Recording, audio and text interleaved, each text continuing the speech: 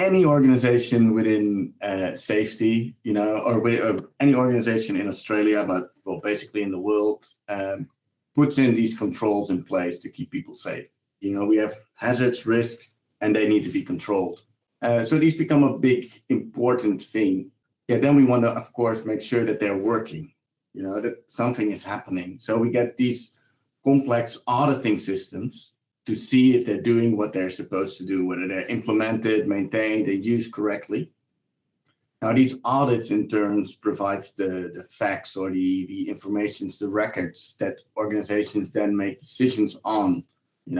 These can be behavioral observations, training records, workplace inspections, maintenance sheets.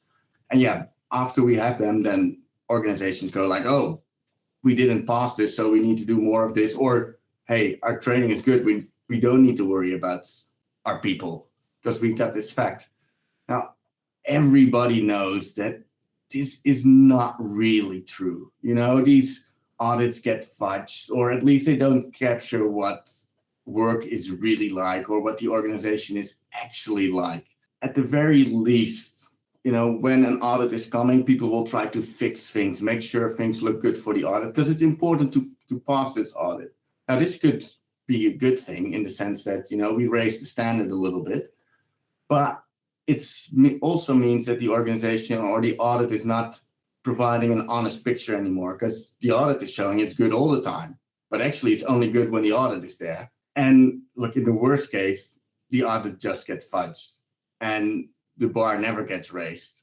But either way, the audit hides its own influence on the results it creates. Now, of course, in any organization, there's still people talking. There's not only audits, and someone might have a hunch, I might have a hunch that the audits are not completely giving an honest picture.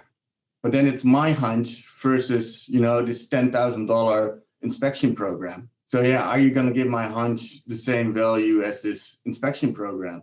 Probably not. If I'm persuasive, I might get a couple of people on board and they go like, no, you might have a point. But then what happens?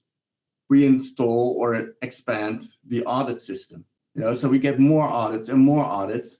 And in the end, these audits still have the same weaknesses that all audits have, which is that they hide their influence on the results they produce. Now, but, let's say I got some people to act on my hunch and we installed more audits. Even then, the other problem we run into is that all audits only tend to capture process measures, not outcome measures. We see whether the control is working as intended, but we don't see whether the control was the right idea to begin with. So it's like testing, the relationship with my partner by checking the number of presents I buy in a year for her, or whether I've done research in buying the right presents. It's not actually telling me whether the presents I'm buying are actually good, or whether I should be focusing on buying presents for my partner in the first place. Not surprisingly, I don't actually do audits around the state of my relationship. I expect this is true for most of you. I like to think that I can tell whether my relationship is doing good because I know my partner, I see my partner. And while, in no way this is perfect and you never run into problems, I'm certainly right that there is some feedback that I get along the way, which is not the same as an officially audited trail with predetermined questions. I can get feedback from things that I didn't know or didn't even consider in advance.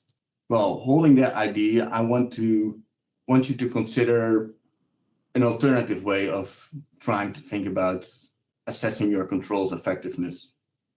What would be the equivalent of this? And I would say that would be going to the experts around the task or the control and see what feedback they get, what they find about the control. Now, of course, when I say going to the experts, some people might get a bit uneasy. Aren't experts' opinions just subjective? How do we know we can trust experts? Don't experts still make mistakes? And if we dive into the research, we find very different views on expertise in the research. If we go to heuristics and biases paradigm, which is associated with Daniel Kahneman, and he wrote a best-selling book, Thinking Fast and Slow. You find a generally quite negative view on experts, using many clever experiments in this research paradigm. It was found that people make predictable mistakes, novices and experts alike, and experts often not doing better than chance. You see that university students do worse than less educated people. You see political scientists and stock traders who lose out to dart-throwing monkeys. These things, make you mistrust experts, and what makes it even worse is that these experts were often not aware of their own failures. Another research paradigm, the naturalistic decision-making paradigm, associated with Gary Klein, David Woods, and some others, they described experts as almost these superhuman-like people who could do amazing things.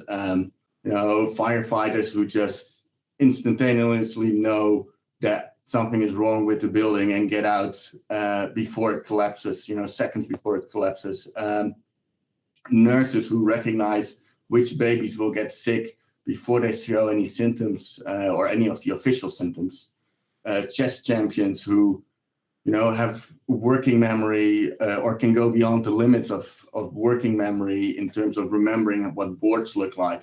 And on top of that, these people seem to be, very aware of their own limitations. They recognize no, this is where I'm not certain anymore. If you would go to these studies, you'd be like, man, experts are the solution for everything. So what does that leave you with as an organization? You have basically two opposing ideas, and not a clear way to make sense of it. Luckily for us, the two leading researchers of these fields, Daniel Kahneman and Gary Klein, got together and hashed out their differences and to look where they would agree, or as they called it, failed to disagree with each other. And the biggest difference they recognized was the type of expertise or the type of experts they were talking about, political scientists on one end versus firefighters on the other end. Domains of these experts differed in important ways. The firefighters from naturalistic decision-making, they were under high pressure, lots of uncertainty, but generally within their domains, there was somewhat of a stable relationship between cues in the environment. Firefighters can learn to recognize certain types of fire, certain types of houses. They can become familiar with their equipment, little things to fiddle with.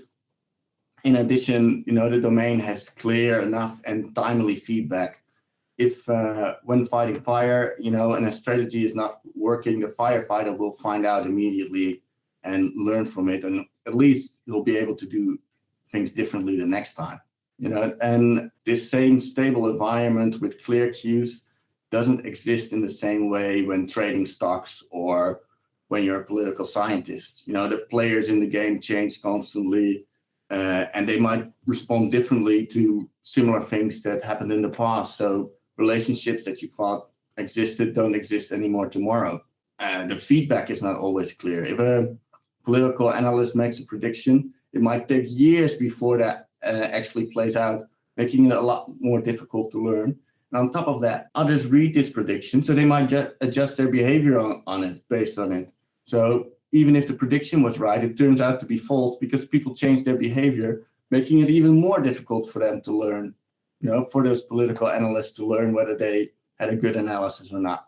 Now, to translate this back to our case of looking at controls, we need to think about, do we have experts that fit in the first category of a stable environment with clear cues, or do we have experts in this fuzzy, too complex domain without feedback?